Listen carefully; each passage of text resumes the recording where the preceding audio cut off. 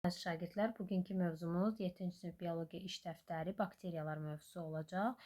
Gəlin vaxt itirmədən izahlara keçək. Bakteriyalar biz bilirik ki, prokaryot canlılardır və bakteriyalarda orqanellərdən yalnız ribosom olur ki, hansı ki ribosom da bildiyimiz kimi zolaq sintez edir.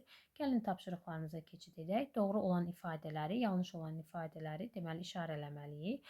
Bakteriyalarda formalaşmış nüvə olmur. Bəli, bu doğru fikirdir. Ona görə prokaryot adlanır. Bütün bakteriyalar dərmi formada olur. Bu yanlışdır. Müxtəlif formada olur bakteriyalar.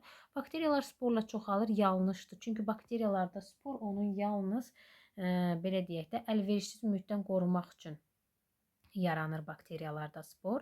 Bəzi bakteriyalar bağırsaqlarda bir sıra vitaminlərin sintezində iştirak edir. Bəli, xeyirli bakteriyalar vardır ki, insan bağırsağında yaşayaraq vitaminlər sintez edirlər. Parazit bakteriyalar canlıların çürüyən qalıqları ilə yox, çürüyən qalıqları ilə yox, canlıların elə belə deyək də bədənində yaşayaraq onların üzvü qalıqları ilə, üzvü maddələri ilə qidalanırlar. Bunlar saprofitlərə aid olunur buradakı fikir. Ona görə yanlış fikirdir. Parazit bakteriyalar canlılarda müxtəlif xəstəliklər törədirlər. Bəli, bu doğru fikirdir. Bakteriyalar əlverişli şəraitdə müəyyən ölçüyə çatdıqda sadə bölünmə ilə çoxalırlar. Bəli, bakteriyalar 20-30 dəqiqədən bir sadə bölünmə ilə çoxala bilirlər. Əlverişsiz mühit şəraitində bakteriyalar spor əmələ gətirib. Bəli, bayaq qeyd edilərdik ki, bu doğru fikirdir. Məsələn, göbələklərdə spor çoxalmaya xidmət etsə də, bakteriyalarda spor yalnız əlverişsiz təsirlərdən onları qoruyur. Bakteriyaları bakteriologiya elmi öyrənir. Bakteriyaları, bəli, bakteriologiya elmi öyrənir. Ona görə doğru fikirdir. Yoğurt istehsal etmək üçün süddən və bakteriyadan istifadə olunur. Bəli, bu da doğru fikirdir.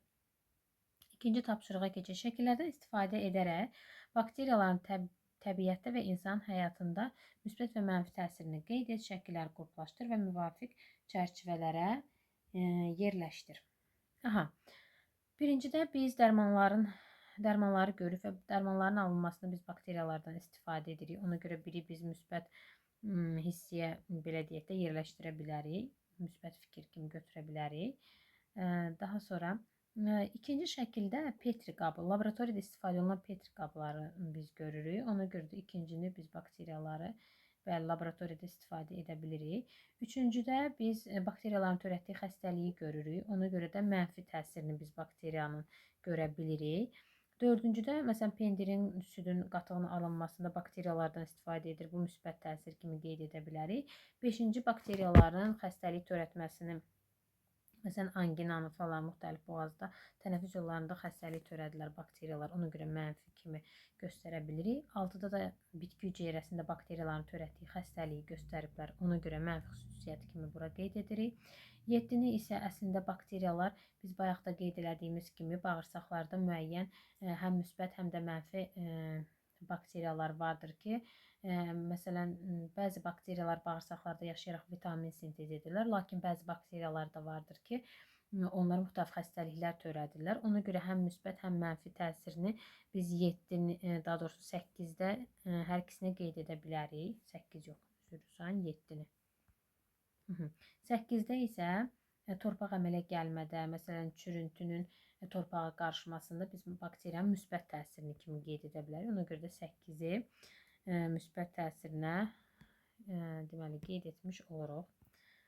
Daha sonra növbəti tapşırığa baxaq. Bakteriya hüceyrəsinin quruluşu mövzusundan sonra şagird bakteriyanın şəklini çəkir.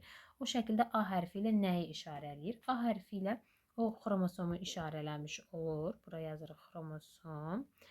1 və 4 şəkillərdəki bakteriyaların formasını qeyd edin. Gəlin yadımıza salaq ki, bakteriyalar 4 formada olur. Kürə şəkilli koklar, vergül şəkilli vibrionlar, spiral şəkilli spirillalar və deməli kürə şəkilli, çöp şəkilli, vergül şəkilli, bir də spiral şəkilli. 4 formada olurlar. Birincidə biz spiral şəklində görürük spirillaları. İkincidə çöp şəklində bakteriyaları görürük. Üçüncüdə vergül şəkilli bakteriyaları görürük. Dördüncüdə isə kürə şəkilli kokları görürük. Bakteriyaların quruluş xüsusiyyətlərini sadala. Deməli, mən şifahi deyəcəm, siz özünüz qeydlərinizi apararsınız. Bakteriyalar hüceyrəvi quruluşa malikdirlər. Onların qılafı, xarici qılaf hüceyrə divarı, daxili qılafı plazmatik membran adlanır. Bunlarda nüvə olmadığı üçün prokaryot canlılara aiddir və orqanellərdən yalnız ribosomu var ki, hansı ki, ribosom da zülal sintezində iştirak etmiş olur. Dördüncü tapşırığa baxaq. Cədvəli tamamla. Bakteriya hüceyrəsinin hissələri. Kapsulun funksiyası qoruyucu funksiyadır. Qamçı hərəkətə xidmət edir. Sitoplazma daxili maye mühitini təşkil edir, orqanellər arasında əlaqə yaradır. Hüceyrə divarı isə belə deyək də bakteriya vahid forma verir. Bu da dördüncü tapşırığımız.